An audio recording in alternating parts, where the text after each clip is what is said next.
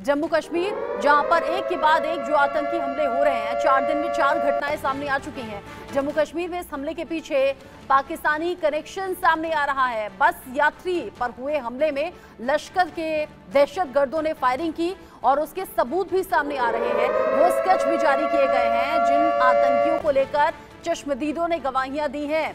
बस पर 2 आतंकवादियों ने हमला किया, दोनों ही पाकिस्तानी आतंकवादी माने जा रहे हैं। अभी तक की तफ्तीश यही इशारा कर रही है, गोलीबारी के पीछे पाकिस्तानी आतंकियों का हाथ है। आतंकियों का जम्मू कश्मीर में जिस तरीके से प्लान था, वो प्लान अब डिकोड हो गया है। कुछ ऐसे सबूत हाथ लगे हैं जिनमें सामने आया है कि ये आतंकी पाकिस्तान से कनेक्टेड हैं। दाने दाने को मोहताज पाकिस्तान, जो कि अपने हरकतों से बाज नहीं आ रहा। बार बार भारत से मुंह की खाने के बाद भी पाकिस्तान भारत में अपने आतंकियों को भेजता रहा है। जम्मू कश्मीर में अमन का दुश्मन पाकिस्तान किसी न किसी तरह से भारत में आतंकियों की घुसपैठ कराता है। भारत में घुसपैठ करने के बाद आतंकी भारत में आतंकी वारदातों को अंजाम देते हैं। पिछले 4 दिन से जम्मू कश्मीर में 4 आतंकी वारदातें हो चुकी हैं, जिनमें से रियासी जिले में हुए आतंकवादी हमले के संबंध में बड़ा खुलासा हुआ। तीर्थ यात्रियों से भरी हुई बस की फायरिंग के पीछे पाकिस्तानी आतंकवादियों का हाथ है। हादसे को अंजाम तक पहुंचाने में एक स्थानीय गाइड ने आतंकियों की मदद की। जो हम बार बार कहते हैं, लोकल कनेक्शन ये जरूर रहता है। इसके बाद स्थानीय गाइड ने पाकिस्तान से आए हमलावरों को रियासी के जंगल में छिपाया, जहां दिन रात ऑपरेशन चलाया गया आतंकियों तक पहुंचने के लिए।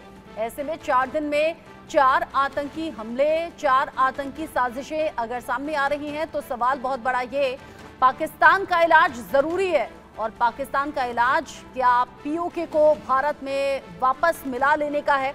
पाकिस्तान में क्या एक और सर्जिकल स्ट्राइक की जरूरत है? डोडा में आतंकियों की तलाश में अलग अलग सर्च ऑपरेशन चल रहे हैं। यहाँ जिस तरीके से हमले को अंजाम दिया गया, उसको लेकर अलग अलग पहलुओं पर भी बात हो रही है। डोडा जो जम्मू कश्मीर का हिस्सा, डोडा जहां पर एक और आतंकी हमला हुआ, और ये जो रह रहकर हमले हो रहे हैं, उसी की तफ्तीश में सुरक्षा बल हैं, इन्वेस्टिगेटिव एजेंसियां हैं और हर पहलू पर जांच हो रही है। और जो अभी तक की तफ्तीश है, कुछ स्केच हैं जो चश्मदीदों ने बताया है, क्या हुलिया था हमलावरों का, किस तरीके से दिखते थे आतंकवादी। उस हुलिये के आधार पर कुछ स्केच भी जारी कराए गए हैं। और जिस तरीके से 4 दिन में 4 घटनाएं सामने आ चुकी हैं, उससे वो खबर भी पुख्ता होती है जो आपके अपने चैनल इंडिया न्यूज ने आपको पिछले दिनों दिखाई थी, बताई थी। ये बताया गया था कि कैसे सीमा पार, यानी कि पाकिस्तान से जहां रोटी रोटी के लिए मौजूद रोटी के लिए जिस तरीके से वहां की किल्लत है, या फिर एक बड़ा तबका जिस तरीके से महरूम है बेसिक सुविधाओं के लिए, बुनियादी सुविधाओं के लिए, उस पाकिस्तान से आतंक को न सिर्फ पाला जा रहा है, बल्कि आतंकी घटनाओं को अंजाम देने की कोशिश भी आए दिन हो रही है।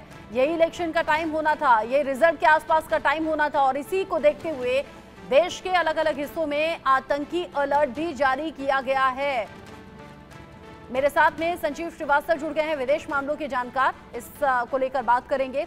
साथ ही साथ मेजर रिटायर्ड मोहम्मद अली शाह मेरे साथ में जुड़ गए हैं, डिफेंस एक्सपर्ट के तौर पर। संजीव श्रीवास्तव जी, अगर पाकिस्तान से रह रहकर ये साजिशें हो रही हैं, अगर 4 दिन के अंदर 4 घटनाएं सामने आ चुके हैं, हालांकि देश में अलग अलग हिस्सों में अलर्ट है, क्योंकि बाकी जो देश के हिस्से हैं, भीड़ भाड़ वाले इलाके हैं, वहां आतंकी हमला हो सकता है। अलर्ट देखते हुए सुरक्षा पुख्ता है, लेकिन 4 दिन में 4 घटनाएं, ये क्या वक्त नहीं आ गया है, वो सुटेबल टाइम जब सर्जिकल स्ट्राइक हो, जब पाकिस्तान को उसके घर में घुसकर मारा जाए, बताया जाए? देखिए, ये निसंदेह भारत की जो सरकार है, ऐसी घटनाओं को बिल्कुल भी बर्दाश्त नहीं करेगी। मेरा ऐसा विश्वास है कि भारत के प्रधानमंत्री श्री नरेंद्र मोदी के नेतृत्व का ये जो नया भारत है, वो आतंकवाद के विरुद्ध जो जीरो टॉलरेंस का हमारा अप्रोच है, उस पर ही चलेगा। और पाकिस्तान को भारत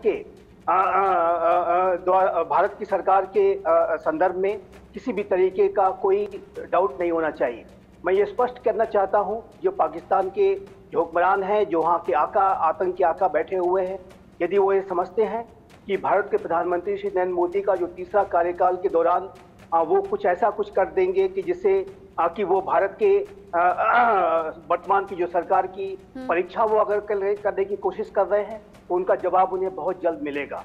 अच्छा, और ये भी बताइएगा संजीव जी, चूंकि ये भी बताइएगा, चुनाव के दौरान बार बार पीओके का जिक्र हमने सुना है, 6 महीने का अल्टीमेटम भी दे दिया गया था उत्तर प्रदेश के मुख्यमंत्री योगी आदित्यनाथ के जरिए। क्या यही वो इलाज है जो पाकिस्तान को सबक सिखाएगा, पीओके वापस ले लेना? देखिए, पाकिस्तान आतंकपरस्त राष्ट्र है, पीओके तो वापस आएगा ही आएगा। पीओके के लोग सड़कों पर उतर चुके हैं। पीओके के लोगों के ऊपर दमन, शोषण, बर्बरता, अत्याचार पाकिस्तान लगातार कर रहा है। और वहीं जम्मू एंड कश्मीर के राज्य के लोगों का जो भविष्य लगातार बेहतर हो रहा है, अच्छा हो रहा है। और जो पाकिस्तान ऑक्युपाइड कश्मीर और गिलगित बल्तिस्तान की जो पूरी टेरिटरी है वो भारतीय टेरिटरी है, वहाँ के लोग भारतीय हैं, उनका तो भारत में विलय होगा ही होगा।